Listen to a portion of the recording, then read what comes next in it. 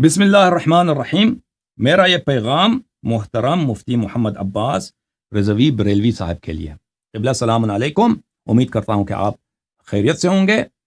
میرا نام حسن اللہ یاری ہے، میں آن لائن طور پر دین کی خدمت میں مصروف ہوں اور بہت سارے مختلف مذاہب کے پیروکار میرے پروگرامز کو دیکھتے ہیں۔ آپ کی علم کی بہت تعریف و تمجید کی گئی ہے، اور میری تمنا یہ ہے کہ حضرت آپ ہمیں ٹائم دے دیں انشاءاللہ تاکہ آپ کے بیان سے، آپ کے علم سے اور آپ کے تحقیقات سے میں اور میرے مخاطبین استفادہ کر لیں۔ لازمی بات ہے، آپ کے شیعہ مذہب پر نقد ہوں گے، سوالات ہوں گے، شکوک ہوں گے۔